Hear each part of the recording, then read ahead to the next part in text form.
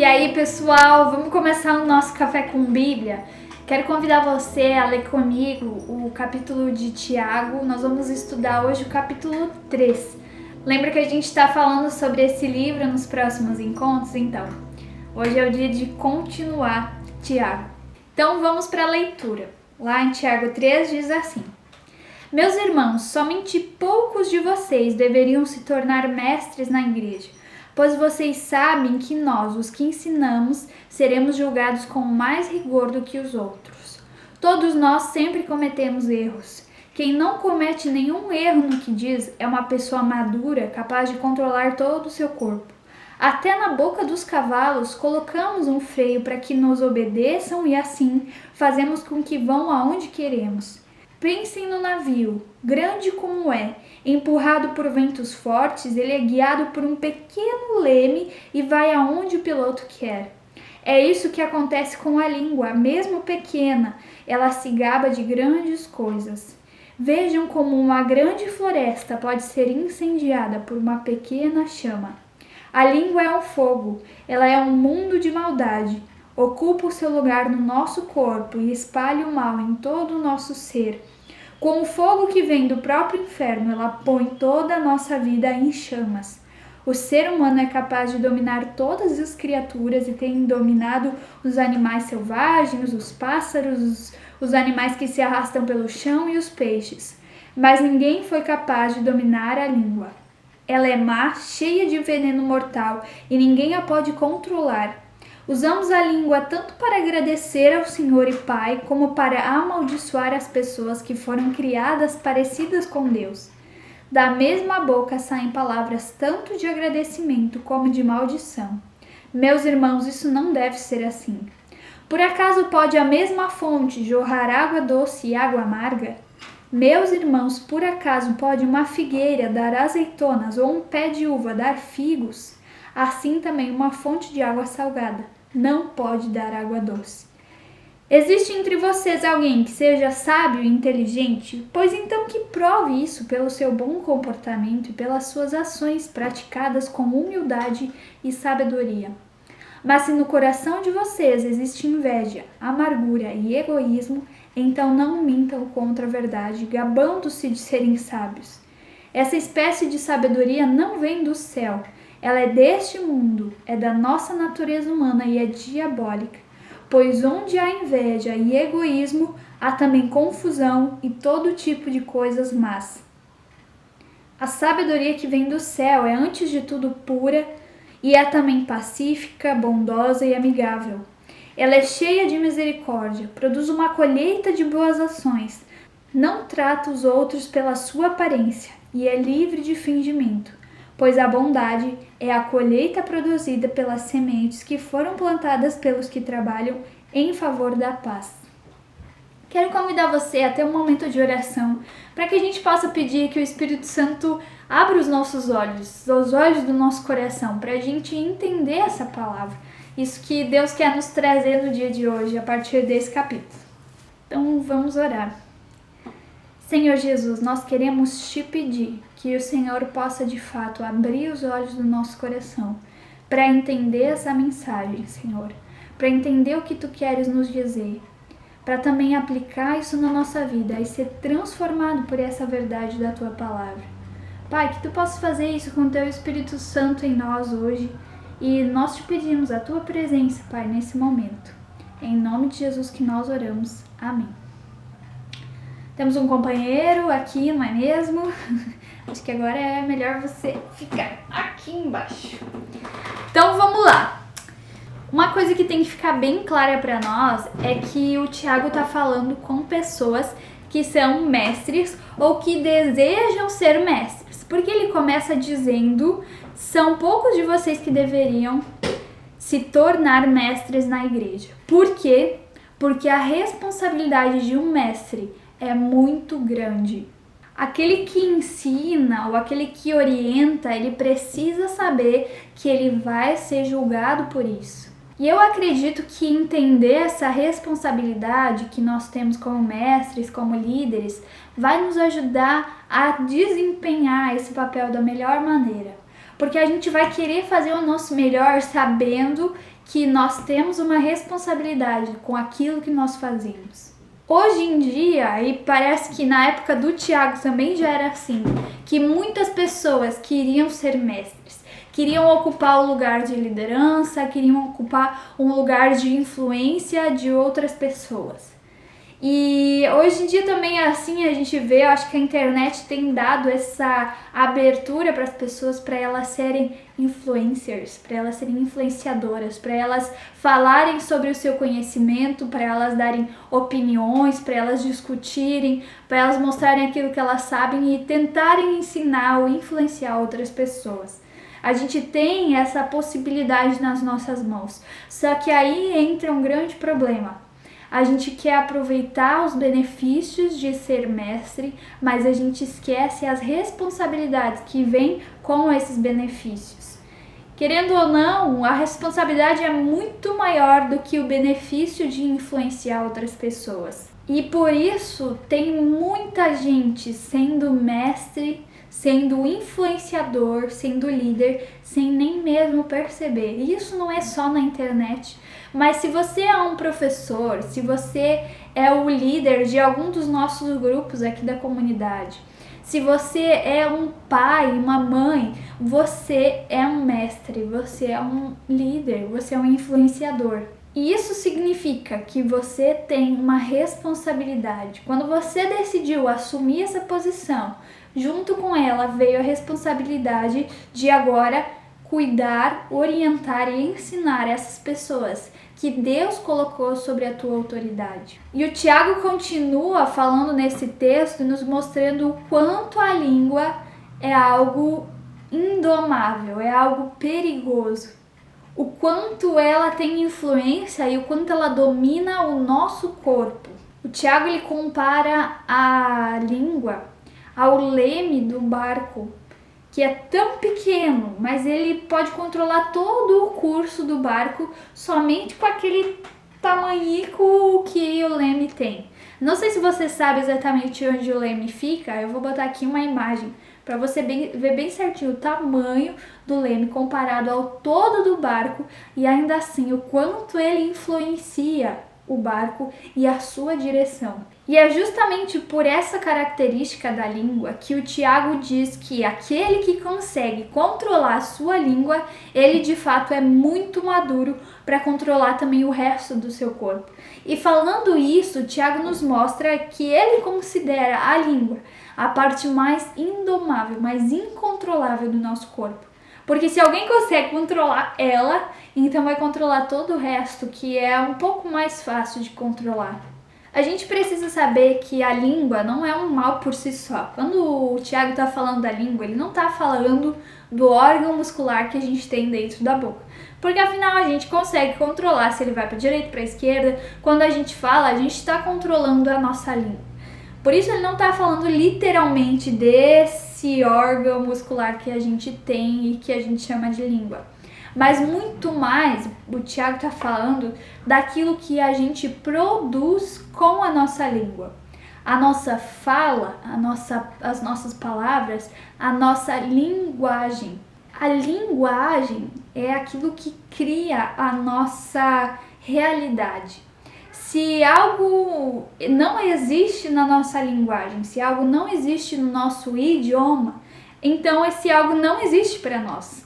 Se a gente não sabe descrever, se a gente não sabe nomear alguma coisa, é como se essa coisa não pudesse ter existência na nossa realidade. Por isso, quando nós falamos, quando nós dizemos algo, é como se nós estivéssemos criando realidades. Se você sabe falar 2 idiomas, você sabe bem que existem palavras em um idioma que não existem em outro idioma e por isso elas são muito difíceis ou às vezes até impossíveis de explicar em outra língua.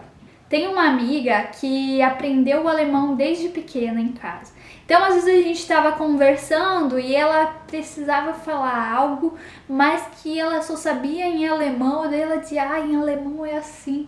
E aí ela tentava me explicar no português, mas aquela palavra no português não tinha o mesmo significado. Como era uma palavra que eu não conhecia, porque eu não conheço alemão, então aquela coisa era como se não existisse para mim. E a mesma coisa que a gente tentar traduzir algumas das nossas gírias do português para um estrangeiro. Por exemplo, tirar o cavalinho da chuva. Como é que você vai explicar o que isso significa para alguém? Ou outra gíria que nós costumamos usar é feito nas coxas. Como você vai explicar o sentido de feito nas coxas para uma pessoa que não sabe português? Ou outras gírias como, nossa, aquele cara é gente fina. Gente fina. A gente fala porque é algo muito comum para nós e a gente já sabe o que isso significa dentro da nossa linguagem. Mas explicar isso para um estrangeiro é um super desafio. E por isso que também é tão difícil para as pessoas aprenderem o português. E ainda os gaúchos criam gírias ainda mais diferentes, né? Me caiu os butiá do bolso. Tem coisas que eu ainda tenho que aprender o que significa, que às vezes eu ouço. Então, dentro do nosso Brasil existem gírias diferentes, pessoas diferentes, linguagens diferentes. Dentro da nossa casa, a gente cria palavras, cria conceitos, cria realidades com a nossa linguagem que fora as pessoas não entenderiam. Talvez você já tenha sentido o poder de criar realidades da fala de outras pessoas quando alguém te fez um elogio. Você ficou, nossa, sério? Ou ainda mais forte quando alguém nos xingou, quando alguém nos ofendeu com as palavras. O quanto isso cria em nós uma realidade. Quantas vezes nós deixamos de fazer coisas porque algum dia alguém foi infeliz naquilo que disse. Se nós olhamos para a história da humanidade, a gente vai ver quantos líderes foram influenciadores, foram mestres que usaram a sua linguagem para levar pessoas para uma direção, assim como o leme leva os barcos. Se nós pensamos na história do Hitler, ele criou uma realidade terrível apenas com a sua linguagem, com um discurso que levou as pessoas a agirem de uma determinada maneira. E o que o Tiago quer nos chamar a perceber é que o que nós falamos e como nós falamos é totalmente uma responsabilidade nossa. E é por isso que ele está advertindo aqueles que já são mestres ou aqueles que querem ser mestres, porque ele quer chamar a atenção. Olha, não é bem assim. Se a tua fala já faz tanta diferença num lugar onde você não tem autoridade como mestre, onde você não influencia tantas pessoas, imagina na posição de líder, de mestre da igreja ou de qualquer outro lugar. Ele está mostrando o quanto isso é um desafio e o quanto isso tem cobrança e que por isso você tem que pensar muito bem se você realmente quer assumir isso para você. E aí o Tiago continua nos mostrando no texto o quanto a gente tem aí uma armadilha, uma tendência de cair numa dualidade, ou seja, em uma forma de ser duas pessoas, duas maneiras de agir ao mesmo tempo. Ele fala, com a nossa boca, com a nossa linguagem, nós bendizemos a Deus, adoramos, louvamos, cantamos, lemos a Bíblia, falamos o quanto Deus é bom, e com a mesma linguagem, com o mesmo português, com a mesma língua, nós falamos mal dos outros. Como isso é possível? Não faz sentido. Porque como uma fonte pode jorrar água doce e logo depois água amarga? A mesma fonte. Ou como pode uma figueira dar azeitonas e depois figos? Como pode uma macieira dar maçã e depois laranja? Isso é impossível. Ele mesmo conclui dizendo, isso não é possível. Não é possível que uma fonte amarga jorre água doce. Não é possível. E não é possível porque a nossa língua, a nossa fonte, ela tem uma única saída. E sabe qual é a fonte da nossa língua? É o nosso coração. Jesus mesmo disse lá em Mateus 12, nos versículos 33 ao 37, o seguinte: ou fazei a árvore boa e o seu fruto bom, ou a árvore má e o seu fruto mau, porque pelo fruto se conhece a árvore. Raça de víboras, como podeis falar coisas boas, sendo maus? Porque a boca fala do que está cheio o coração. O homem bom tira do tesouro bom coisas boas, mas o homem mau do mau tesouro tira coisas más. Digo-vos que de toda palavra frívola que proferirem os homens, dela darão conta no dia do juízo. Porque pelas tuas palavras serás justificado, e pelas tuas palavras serás condenado. Você percebe o quanto Jesus enfatiza a importância daquilo que nós falamos? E aqui ele deixa bem claro que a boca fala do que está cheio o coração. E isso é muito revelador. Se nós queremos conhecer o nosso coração, que nós não podemos ver, nós podemos prestar atenção nas palavras que nós falamos. Nós podemos prestar atenção naquilo que nós falamos sobre nós mesmos, mas principalmente aquilo que nós falamos sobre as outras pessoas. Essas palavras vão revelar o nosso coração. Experimentar da água que sai da nossa fonte vai nos dizer se a raiz, a origem dela é amarga ou é doce. E é por isso que Jesus, quando ele vem e transforma a nossa vida, ele transforma o nosso interior. Ele sabe que as coisas que nós fazemos, as coisas que nós falamos, elas têm uma raiz muito mais profunda do que simplesmente mudar um hábito, mudar a maneira de falar. Jesus sabe que a gente não vai conseguir falar palavras doces, falar aquilo que é agradável, falar aquilo que é certo, se ele não vier transformar o nosso coração. E nós também somos chamados a aprender isso. Nós dependemos de uma transformação interior para transformar o nosso exterior. Às vezes a gente ouve as pregações e pensa, nossa, eu preciso melhorar nisso, eu preciso melhorar naquilo, e a gente se esforça para ser melhor. Mas isso não vai acontecer enquanto o nosso coração não for transformado. Enquanto Jesus não estiver habitando, reinando e transformando o nosso coração, o centro do nosso ser. E aí o Tiago continua falando assim: alguém aí está se achando sábio, alguém aí está se achando inteligente? Então que prove isso através do seu agir. Aquele que fala, que faça algo. Lá em 1 Timóteo 4,12, Paulo está falando com o Timóteo, está dando orientações para ele, e ele diz o seguinte: não deixe que ninguém o despreze por você ser jovem, mas para os que creem, sejam exemplo na maneira de falar, na maneira de agir, no amor, na fé e na pureza. Paulo está falando para ele assim: olha, tu é novo demais e ninguém está querendo te ouvir. Porque o Timóteo estava liderando uma comunidade. Ele foi para lá liderar aquela comunidade e realmente, se ele era muito novo, o pessoal não estava a fim de ouvir ele. E Paulo falou: cara, não estão querendo te ouvir, não estão querendo te dar autoridade. Então, faz em vez de só falar. Seja coerente a tua palavra e aquilo que você faz, a maneira como você vive, a maneira como você age com as pessoas. Ele diz: seja um exemplo, seja um modelo para as pessoas daquilo que deve ser dito e daquilo que deve ser feito. Não seja um mestre que diz o que deve ser feito, que somente fala e é incoerente na sua forma de agir. E ele continua dizendo que a tua palavra e o teu agir, eles sejam permeados, eles sejam cheios de amor, fé e pureza. E o Tiago nos diz a mesma coisa. Se nós somos mestres, se nós somos líderes, se nós somos influenciadores, nós devemos ser coerentes no nosso falar e no nosso agir. Pais, ajam de maneira coerente com aquilo que vocês falam, com aquilo que vocês ensinam. Quantos filhos deixam de amar a Jesus porque os pais eles são incoerentes? Isso não é regra, mas é a realidade de muitos. Os pais vão na igreja e aí quando voltam para casa eles são outras pessoas.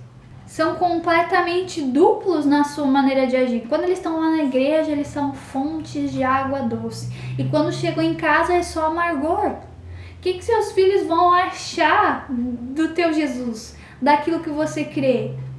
Eles vão sentir raiva, porque lá tá tudo bem, mas em casa, né, não faz sentido. Então, o nosso testemunho, ele é muito importante. Não importa o lugar onde nós estejamos, nós precisamos ser coerentes. Se nós levamos o título de cristão, nós precisamos agir de acordo com esse título, seja no mercado, seja num restaurante, tratando os garçons, seja no posto de gasolina, seja andando na rua, seja onde for, nosso emprego, nós precisamos ser coerentes. E se a gente não está disposto a ser coerente, então é melhor que a gente tire de nós o título de cristão. Porque fingir ser cristão não leva ninguém para o céu. O que Tiago nos mostra também é que a nossa linguagem ela revela de onde vem a nossa sabedoria. Ele descreve no texto 2 tipos de sabedoria. A primeira que é terrena e a segunda que desce lá do alto. Ele nos mostra que a sabedoria terrena ela é animal e demoníaca. E um animal ele não é capaz de controlar a si mesmo racionalmente. E nós bem sabemos que os demônios não querem o bem de ninguém. Essa é a sabedoria terrena, incontrolável e malvada. Mas, ele continua dizendo, a sabedoria que vem lá do alto, ela é pura, pacífica, bondosa e amigável, cheia de misericórdia e que produz uma colheita de boas ações e é livre de fingimento. Ela é coerente, ela é boa, pacífica, amável, amigável, cheia de misericórdia. E eu pergunto para você, que tipo de lugar é a tua casa? Lá onde você não precisa e nem consegue fingir. Ali existe paz, existe tudo isso que o Tiago nos mostra como a sabedoria que desce lá do alto. A sua casa é pacífica, é bondosa, amigável, cheia de misericórdia e sem fingimento? Ou lá reina o sentimento de egoísmo, de divisão e de fingimento? E eu quero terminar lembrando a gente de que se nós somos capazes de produzir algo bom, algo pacífico, algo misericordioso e sem fingimento, é unicamente porque nós recebemos isso de Deus. Lá em Tiago 1, no versículo 17, que nós estudamos há 2 encontros atrás, diz o seguinte: tudo de bom que recebemos e tudo que é perfeito vem do céu, vem de Deus, o Criador das luzes do céu.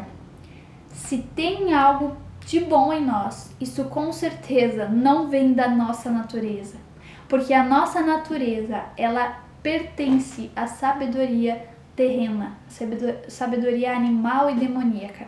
Mas Deus vem nos transformar e nos dar um novo coração, para que as nossas ações sejam novas, para que as nossas ações sejam boas, pacíficas, misericordiosas.